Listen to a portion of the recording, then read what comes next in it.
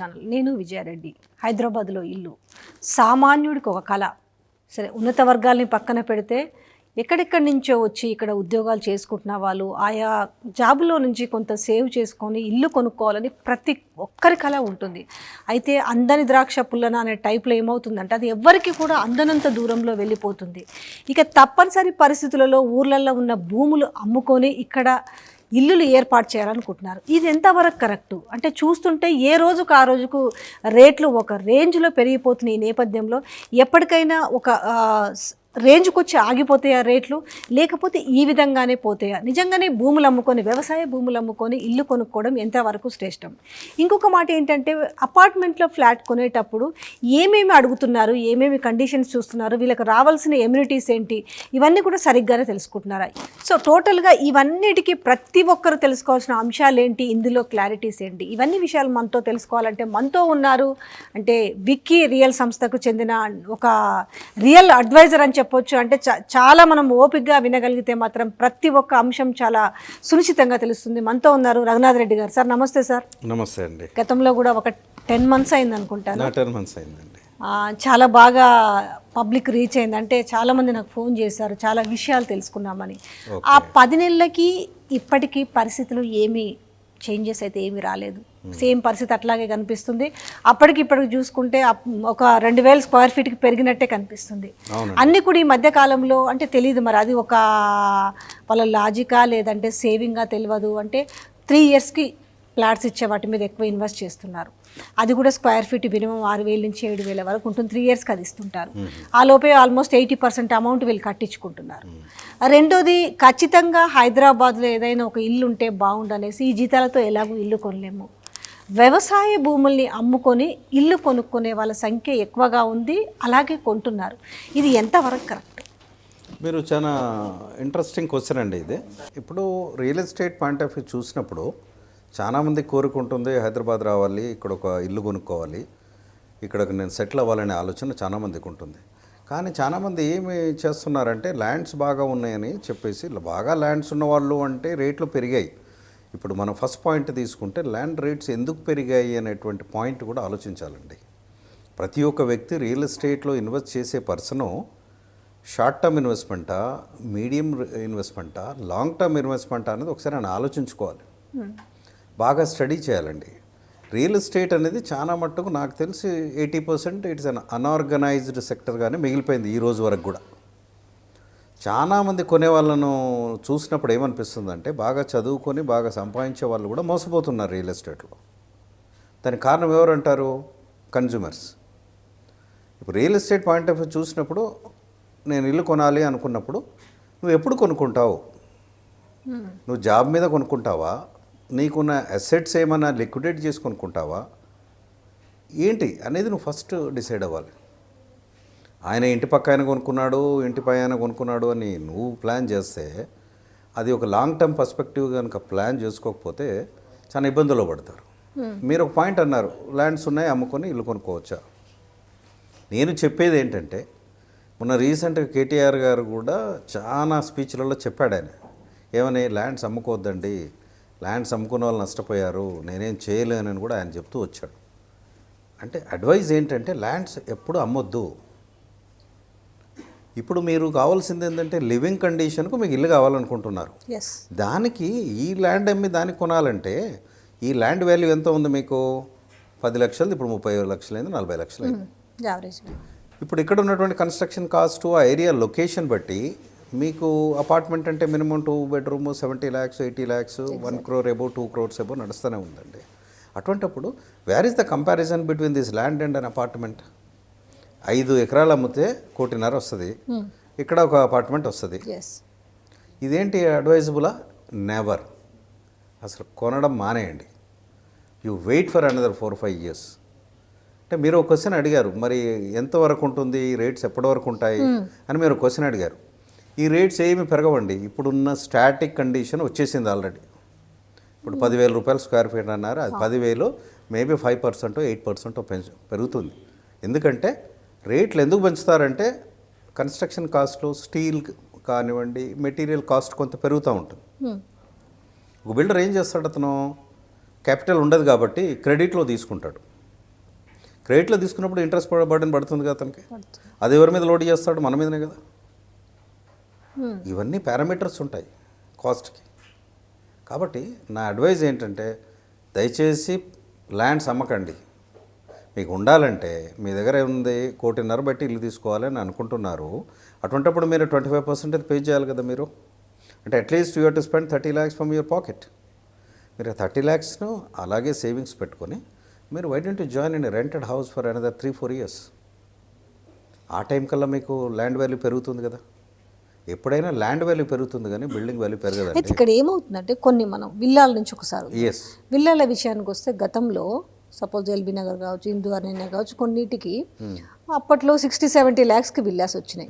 150 గజాల నుంచి మొదలు పెట్టుకుంటే 250 గజాలు అంటే దాదాపు 250 గజాలతో 1 కోటికి వచ్చింది. 150 గజాలు అంటే ఒక 60-70 లక్షలకు వచ్చింది. ఈరోజు ఆ ఏదైతే 150 గజాల విల్లా ఉందో అది ఒక 2.5 కోట్లు పలుకుతుంది. అవును. సో వీళ్ళు ఏం చేస్తున్నారంటే ఆ ల్యాండ్ కంటే కూడా ఇది చాలా వేగవంతం, అంటే ఈ 10 yearsలో చాలా మార్ప్స్ అయితే వచ్చినాయి. అవునండి. అయితే ఇది కూడా ఫ్యూచర్లో ఉంటుంది, ఆడ అమ్ముకొని ఈడ కొనుక్కుంటే నష్టం ఏంటి, చాలా ఫాస్ట్గా పెరుగుతుంది కదా అనే ఒక ఆలోచన కూడా చాలా మందిలో వస్తుంది. చాలా మందిలో ఉన్న ఒకే ఒక డౌట్ ఇదేనండి, చాలా వేగవంతంగా ఇల్లులు పెరుగుతున్నాయి భూముల కంటే అనేది.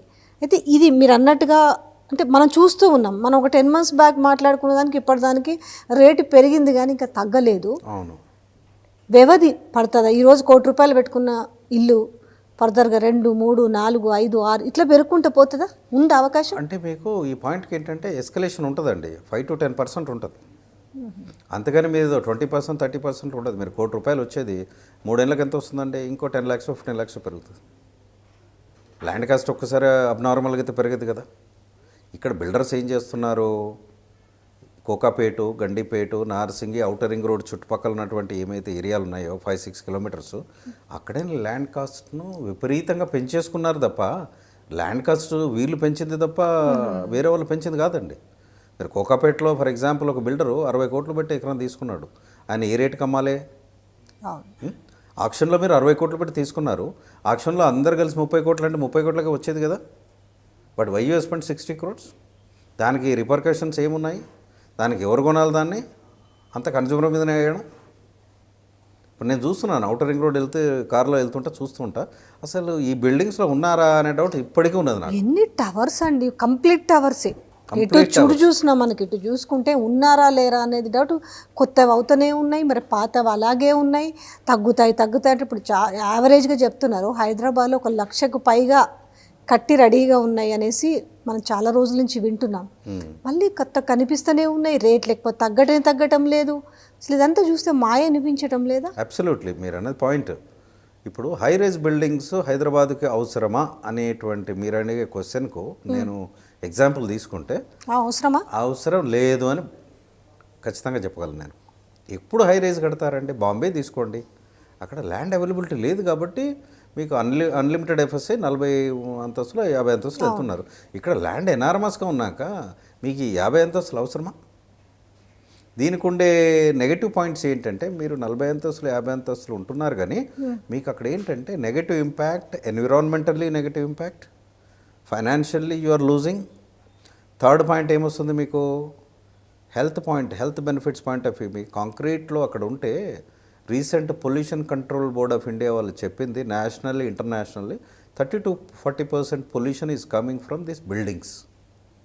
మనం అనుకుంటున్న 30 అంతస్తులో హ్యాపీగా అక్కడ ఇంకా బాగుంటుంది, పైకి వెళ్తా ఉంటే పొల్యూషన్ ఉండదు, ఎయిర్ గీర్ చాలా బాగుంటుంది అంటారు కదా. మీకు ఎయిర్ అనేది పైనుంచి వస్తుందండి, గాలి వస్తుంది. కానీ మీరుండే ఇల్లులో, ఆ కాంక్రీట్ ఇల్లులో ఎమిషన్స్ అనేటివి ఉంటాయి కదా. అది మీకు 20-30% పొల్యూషన్ ఎఫెక్ట్ ఈజ్ దేర్. కాబట్టి ఇన్ని హై రైజ్ కట్టాల్సిన అవసరం లేదు. ఇప్పుడు హై రైజ్లలో మినిమం ఈరోజు చూసుకుంటే కొంచెం ఇటు సిటీ స్ట్రక్చర్లో ఈ మాదాపూర్ ఇట్లాంటి గచ్చిబౌలి కావచ్చు, ఇవన్నీ కూడా కాజాగూడ ఇవన్నీ చూసుకుంటే హై రైజ్లలో పేర్లు వద్దులేని బట్టి పేరు కానీ 2 నుంచి మొదలు పెడితే 4.5 వరకు కూడా ఉంది కోట్లు. అవునండి. ఈ ఫర్దర్గా దీని మళ్ళీ రేషియో ఎంత పెరుగుతుంది? రెండోది వీళ్ళకు ఇండివిజువల్ షేర్ ఎంత వస్తుంది? వాస్తవానికి జనరల్ కొన్ని ప్లాట్స్ ఇప్పుడు 1000 గజాల ప్లాట్ ఉంది, అందులో ఒక 10 కట్టారనుకోండి, ఒక మనిషికి ఒక 100 ఇండివిజువల్ షేర్ వస్తుంది. ఈ లాట్ ఆఫ్ చాలా సో మెనీ ప్లాట్స్ టవర్స్ వేస్తుంటారు కదా, వీళ్ళకి ఇండివిజువల్ షేర్ ఉంటుందా? ఎంత ఉంటుంది ఉంటే ఒకవేళ?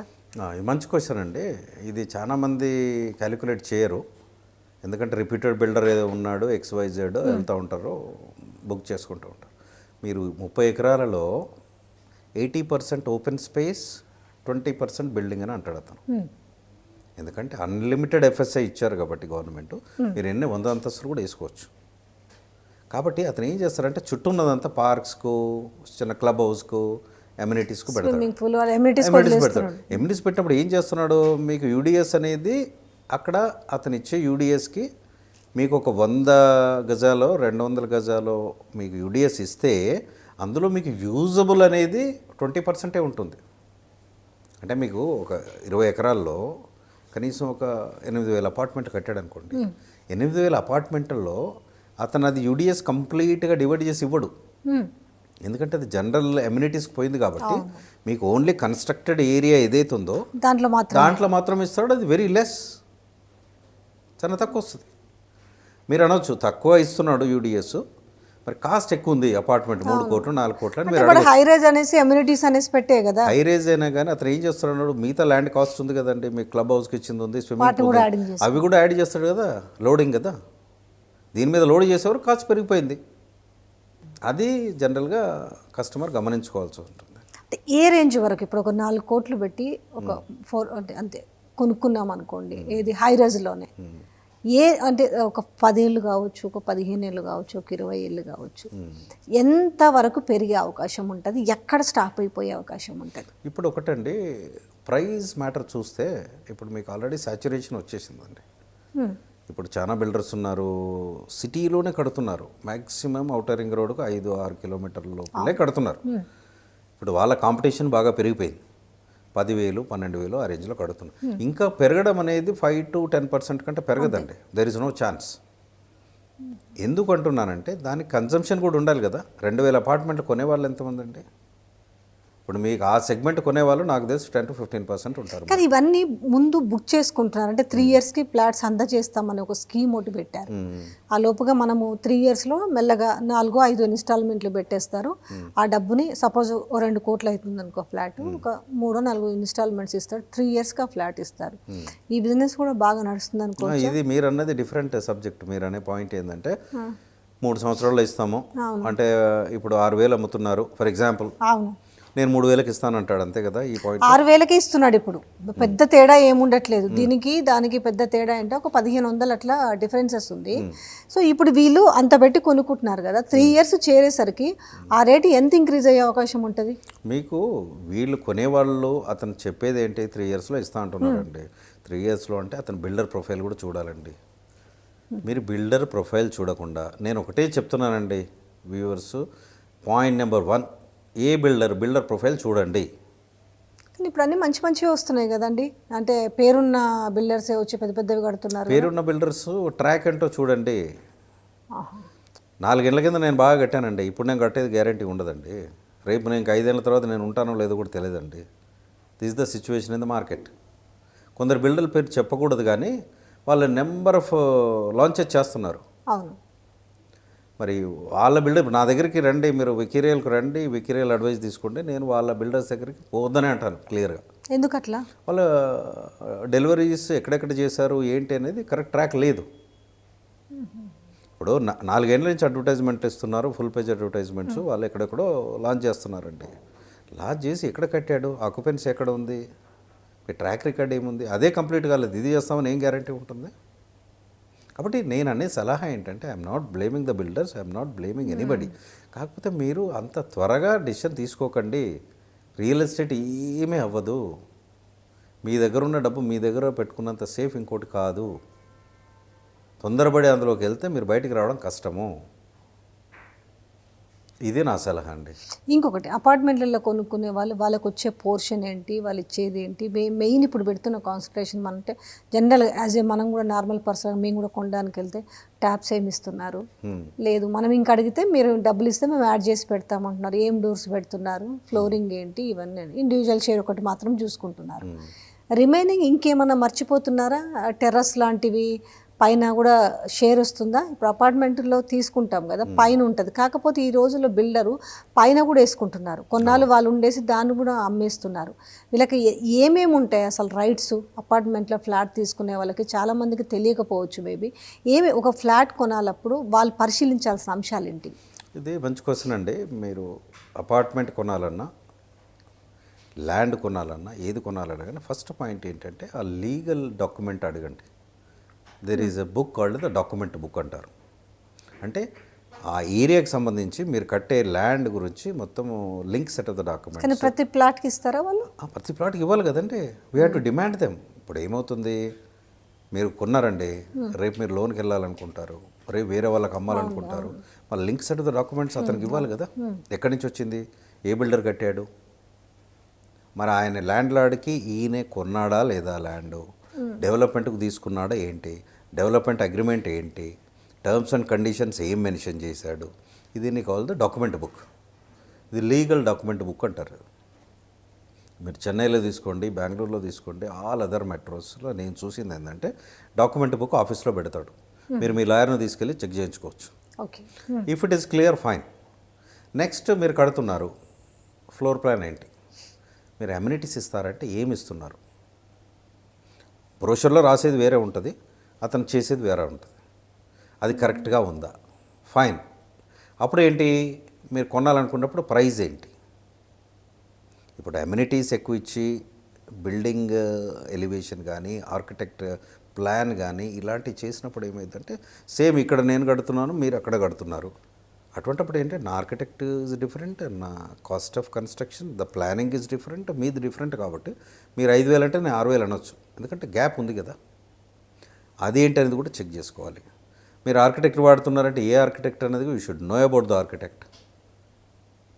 మీకు హై రైజ్ కడుతున్నారంటే ఫైర్ ఫైటింగ్ ఎక్విప్మెంట్ పెట్టారా, పర్మిషన్స్ కరెక్ట్ ఉన్నాయా, that is very important. Document బుక్తో పాటు పర్మిషన్స్ ఉన్నాయా లేవు కూడా చూడాలి మీరు. ఇప్పుడు ఈ అమ్యూనిటీస్ ఉన్నాయంటే నాకు ఐడియా లేదు కాబట్టి అడుగుతున్నాను. మినిమం ఇప్పుడు తక్కువలో తక్కువ 6 నుంచి 8 లక్షలు తీసుకుంటున్నారు. ఇది అంటే వాళ్ళు ఇప్పుడు ఆ ఫ్లాట్ అమ్మే దాంట్లోనే తీసుకునే పరిస్థితి లేదా? ఖచ్చితంగా ప్రతి వాళ్ళ ఈచ్ ఫ్లాట్కి 6 to 8 lakhs తీసుకుంటున్నారు. అవునండి, అవును, కరెక్ట్, ఎగ్జాక్ట్లీ. సో ఇది కూడా అంటే ఎవరైనా ఇల్లు కొనాలనుకుంటే ఈ బర్డెన్ కూడా ఎక్కువ. ఒకప్పుడు ఆ డబ్బుల్లో ఇల్లు వచ్చేది, ఇప్పుడు ఎమ్యూనిటీస్కే 10 lakhs వరకు అవుతుంది. 10 to 12 lakhs వరకు కూడా అయ్యే ఉన్నాయి. అంటే మామూలుగా కొనుక్కునే వాళ్ళకు కూడా ఏంటి ఈ పరిస్థితి మరి? అంటే హై రైజ్ పోకపోవడం బెటర్ అయితే? హై రైజ్ అండి, హై రైజ్ పోవాలంటే ఏంటంటే మీకు అక్కడ ఫెసిలిటీస్ చాలా ఇస్తారండి. అమ్యూనిటీస్ అంటే మీకు అక్కడ సూపర్ మార్కెట్, స్విమ్మింగ్ పూల్, మీకు everything, you have bar, you have everything. కాబట్టి మీరు అక్కడ ఎంజాయ్ చేయాలి, అక్కడే ఉండాలి అనుకున్నప్పుడు అది ఏంటి అనేది మీరు టోటల్గా దాన్ని క్యాలిక్యులేట్ చేసుకొని అమ్యూనిటీస్ ఏమేమి ఇస్తున్నాడు. అమ్యూనిటీస్ కాస్ట్ ఎక్స్ అనుకోండి, ఎంతమంది అపార్ట్మెంట్స్ కొంటున్నారు, divided by that is a cost for the amenities. చేయాలి, కానీ అలా చేయకుండా ఈక్వల్ ఉంటుంది. అవును, అలా కూడా మీరు క్యాలిక్యులేట్ చేసుకోవాలి. You should question the builder. మీరు కొంటే కొనండి, లేకపోతే లేదండి, no problem, I'm very happy. అడగొచ్చు, క్వశ్చన్ చేయొచ్చు. 100% ఈ రోజు ఏమవుతుందంటే అతను చెప్పగానే దాని వైపు ఎవరు ఆలోచిస్తలేరు. ఆ లోపల ఉన్న ఇల్లు వరకు చూసుకుంటున్నారు. ఎమ్యూనిటీస్కి ఇంత ప్రిపేర్ చేసుకోవాలి, అమౌంట్ 6 to 8 lakhs వరకు. అంటే ఈ మధ్యకాలంలో వెళ్ళి చూసిన వాళ్ళల్లో కూడా వాళ్ళు చెప్పే బ్రోచర్లు ఇచ్చేవి మనకు కనిపిస్తున్నాయి. మేము క్లబ్ హౌస్ అని, లేకపోతే స్విమ్మింగ్ పూల్ అని, లేకపోతే ఇంకేంటివేంటో చెప్తున్నారు. వాటికి కలిపేసి మనకు విత్ రిమైనింగ్ ఏమో కలిపేసి కంప్లీట్గా 8 to 10 మధ్యలో నడుస్తుంది. సో మనం ఏంటి అని అంటే వాళ్ళు ఇవన్నీ చెప్తున్నారు అన్నట్టు. ఇవన్నీ చెప్పినప్పుడు ఏమవుతుంది, అందరితో పాటు మనం కదా అనే దానికి చాలా మందికి వచ్చేస్తున్నారు. అవును, ఎగ్జాక్ట్లీ. మీకు ఎమ్యూనిటీస్ అంటే ఏంటంటే పవర్ బ్యాకప్ ఇవ్వాలి అతను. ఇంకేమిస్తాడు, పవర్ బ్యాకప్ ఒకటి ఇస్తాడు. తర్వాత మీకు ఆడ చిల్డ్రన్ ప్లే ఏరియా చేస్తాడు, అదొకటి ఇస్తున్నారు. ఈ మధ్యలో కొత్త క్లబ్ హౌస్ అంటున్నారు, స్విమ్మింగ్ పూల్ అంటున్నారు. క్లబ్ హౌస్ అంటే ఏంటి, క్లబ్ హౌస్కు మీరు ఎంత కడుతున్నారు, స్క్వేర్ ఫీటేజ్ ఎంత, ఎంతమంది ఉంటున్నారు. మీరు 100 మందికి అమ్ముతున్నారుగా 100 అపార్ట్మెంట్లు. క్లబ్ హౌస్కి ఎంత అవుతుందండి? 3,000 square feet క్లబ్ హౌస్ చేస్తే ఎంత వస్తుంది?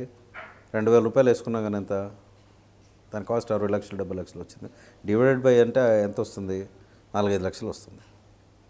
మరి దానికి కూడా క్లబ్ హౌస్ రైట్స్ కరెక్ట్గా ఇస్తున్నాడా, లేకపోతే క్లబ్ హౌస్ అతను పెట్టుకుంటున్నాడా, ఇవన్నీ లీగల్ డాక్యుమెంటేషన్ చాలా వెరిఫై చేయాలండి. Terrace rights is very important. No one knows about terrace rights. Terrace మీద మీకు రైట్స్ ఉన్నాయా? ఒక అపార్ట్మెంట్లో 10 మంది ఉంటున్నారంటే కాంప్లెక్స్లో 10 మందికి టెర్రస్ రైట్స్ ఉన్నాయో లేదో చూడండి. కానీ ఖచ్చితంగా పెంట్ హౌస్ వేస్తున్నారు. అది ఎందుకు వేస్తారు? టెర్రస్ రైట్స్ ఇచ్చినాక అతనికి అసలు వేయడానికి లేదా? లేదు. ఈసి దాన్ని అమ్మే ప్రయత్నం అంటే దాన్ని ఇల్లీగల్గా అమ్మేస్తున్నారు అంటే దాన్ని ఏం చేస్తుంది గవర్నమెంట్ కూడా అప్పుడప్పుడు ఏం చేస్తుంది రెగ్యులరేషన్ ఉంది బీఆర్ఎస్ అని పెడుతుంది. దాంతో అలాంటి వాళ్ళు తక్కువకి వస్తుంది కదా ఎప్పటికైనా రెగ్యులరేషన్ అవ్వకపోతుందా అనేసి చెప్పి అతను ఏం చేస్తున్నాడంటే మీకు టెర్రస్ రైట్స్ ఇవ్వకుండా అతను పైన ఇస్తున్నాడు. మీరు టెర్రస్ రైట్స్ కనుక క్వశ్చన్ చేసినట్టయితే అతను అగ్రిమెంట్లో రాయాల్సిందే కదా, అగ్రిమెంట్ కూడా చూసుకోవాలి. రిజిస్ట్రేషన్ అప్పుడు ఏం రాశాడు అందులో, point to point you have to mention. అందుకే వికిరియల్ లాంటి కన్సల్టెంట్స్ ఎందుకంటే మేము అడ్వైజ్ చేసేది మీరు మా దగ్గర రండి, we will advise you, we will see the documentation, we will ఎక్కడ ఉంది, ఎక్కడ కొనాలి, ఎక్కడ కొనొద్దు, ఏంటి అనేది మేము గైడ్ చేస్తాం. మీరు ఇండివిజువల్గా ఎవరో చెప్పారని వెళ్తే ఇలాంటివి ఉంటాయి. పాత అపార్ట్మెంట్లు ఉన్నాయి చాలా, అంటే ఇప్పటికే ఆల్రెడీ 20-30 ఇయర్స్ అయి ఉంటాయి కదా, కొన్ని 50 ఇయర్స్ కూడా అయి ఉంటాయి, మీకు తెలిసే ఉంటాయి కదా. ఇప్పుడు ఒక అపార్ట్మెంట్ పీరియడ్ ఎంత ఉంటుంది యాక్చువల్గా? మీకు 30 to 40 ఇయర్స్ అండి. 30 to 40 ఇయర్స్ కదా. ఈ 30 to 40 ఇయర్స్ తర్వాత ఎట్లా ఇప్పుడు బిల్డర్ కట్టేసి అన్నీ అమ్మేసి వెళ్ళిపోతాడు, దాని తర్వాత దీన్ని ఎట్లా మళ్ళీ దానికి ఒక టైం పీరియడ్ పెట్టి కొలాప్స్ చేసి కడతారా, లేదంటే ఏంది అంటే మన వరకు అంటే ఇంట్లో పాడైపోతూ ఉంటే రెనోవేట్ చేసుకుంటాం అయిపోతుంది. అవుటర్ ఆఫ్ ది పీరియడ్ అంతా ఎట్లా ఫామ్ అవుతారు? కొన్ని ఏమో సొసైటీ ఉంటాయి చాలా, అంటే సొసైటీ ఫామ్ అవుతారు పెద్ద పెద్ద ఉన్నాయి. అయితే మామూలుగా ఉన్నవి 10 ఫ్లాట్లు 15-20 ఫ్లాట్లు ఉన్న వాటి పరిస్థితి ఏంది ఇప్పుడు? నేను సలహా ఏంటంటే ఇప్పుడు ఇది అన్ని ఎక్స్పీరియన్స్ నేను కూడా చేశాను, ఈవెన్ టుడే ఫేస్ చేస్తున్నాం అలాంటి ఇష్యూస్. ఇప్పుడు ఏంటంటే ఒక 10 అపార్ట్మెంట్లు ఉంటాయి, బిల్డర్ దగ్గర కొనుక్కుంటారు అయిపోతుంది, వాళ్ళకి ఎవరికో మీలాంటి వాళ్ళకి ప్రెసిడెంట్ చెప్పేస్తాడు, అసోసియేషన్ హ్యాండ్ ఓవర్ చేస్తాడు. అక్కడ ఎవరికి యూనిఫామిటీ ఉండట్లేదండి. స్టాండ్ అలోన్ బిల్డింగ్స్లో అదే ప్రాబ్లము. మీరు 5th ఫ్లోర్లో ఉంటారు, నేను 1st ఫ్లోర్లో ఉంటాను, లిఫ్ట్ ఖరాబ్ అయిందంటే నేను డబ్బులు ఇవ్వను, మీరు ఇబ్బంది పడతారు. కాబట్టి బిల్డర్ను కూడా ఒక అసోసియేషన్ ఫామ్ చేయాలి, అసోసియేషన్కు బైలాస్ ఉండాలి, ఆ బైలాస్లో రూల్ రెగ్యులేషన్స్ ఏముండాలనేవి కూడా ఇవన్నీ స్టడీ చేయాలండి. ఇప్పుడు కొన్ని బిల్డర్స్ ఉన్నారు, ఏ క్లాస్ బిల్డర్స్, వాళ్ళే మెయింటైన్ చేస్తున్నారు. Even today high rise maintain చేస్తున్నారు. వాళ్ళు ఒకేసారి మెయింటెనెన్స్ తీసుకుంటారు, 2 years 3 years మెయింటైన్ చేస్తారు. That is well and good. వాళ్ళకు ఒక ఫెసిలిటీ మేనేజ్మెంట్ సర్వీసెస్ అని వాళ్ళ దగ్గర ఉంటుంది, వాళ్ళని మెయింటైన్ చేసుకుంటూ ఉంటారు. మేనేజర్ ఉంటాడు, హౌస్ కీపింగ్ ఉంటుంది, ప్లంబర్ ఉంటాడు, ఎలక్ట్రీషియన్ ఉంటాడు, ఆల్ అవైలబుల్ అనమాట. అట్లాంటి వాళ్ళు అంటుంటే ఏంటంటే మనకు హెడేక్స్ ఉండవు. సెకండ్ హ్యాండ్లో కొనుక్కునే వాళ్ళకి అంటే 10 years 15 years 20 years బిల్డింగ్స్ కూడా తీసుకుంటున్నారు. వీళ్ళు ఎట్లాంటి జాగ్రత్తలు తీసుకుంటే బెటర్? అంటే ఇవైతే మనకు అందుబాటులో లేవు కాబట్టి ఒక 50-60 లక్షలు 70 లక్షల వరకు కూడా అందుబాటులో ఉన్న సందర్భం, అంటే హాఫ్ అమౌంట్ కట్టినా కూడా రెంట్ కట్టుకున్నంత లోన్ కట్టుకోవచ్చు అనేసి దాన్ని వెళ్ళి లిటిల్ బిట్ రెనోవేట్ చేసుకొని ఫ్లాట్లలోకి వెళ్ళిపోతున్నారు కదా. వాళ్ళు ఎట్లాంటి మెజర్మెంట్ అంటే ప్రికాషన్స్ తీసుకోవాలి, ఎట్లాంటి? మీరు మంచి క్వశ్చన్ అండి. ఇదేంటంటే మీరు సెకండ్ సేల్స్ అని అంటారు దీన్ని. మీరు సెకండ్ సేల్స్ ఏదైతే హౌస్ తీసుకోవాలనుకున్నప్పుడు ఫస్ట్ ఏంటంటే మీరు లీగల్ డాక్యుమెంటేషన్, ఆయన 20 ఏళ్ళ కింద అయినా కానీ లీగల్ డాక్యుమెంటేషన్. ఇప్పుడు మీరు అన్నారు అదే పాయింట్, మీరే అమ్ముతున్నారు 20 ఏళ్ళ కింద, ఇది నేనేమడుగుతాను మేడం మీ దగ్గర link set of the documents ఇవి అంటాను. నేను బ్యాంక్ లోన్ వెళ్ళాలంటే బ్యాంక్ వాడు అడుగుతాడు కదా నన్ను, మరి మీరు ఇవ్వాలి కదా. కాబట్టి నేను డాక్యుమెంట్ బుక్ అని ఫస్ట్ మెన్షన్ చేసింది అందుకన్నమాట. డాక్యుమెంట్ బుక్ దగ్గర ఉండాలి. తర్వాత మీరు బ్యాంక్ చూసుకుంటాడు. తర్వాత లీగల్ ఒక వెరిఫికేషన్ ఒకటి చేయించుకోవాలి, అప్రూవల్స్ కరెక్ట్ ఉన్నాయా, డీవియేషన్ ఉందా చూసుకోవాలి, దానికి బ్యాంక్ ఎలిజిబిలిటీ ఉందా లేదో చూసుకోవాలి.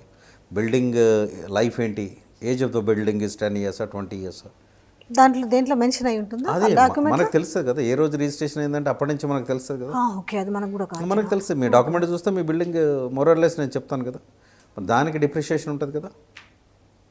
మెయింటెనెన్స్ బాగున్న దానికి తక్కువ డిప్రిషియేషన్ ఉంటుంది, మెయింటెనెన్స్ లేని దానికి even it will go up to 50%.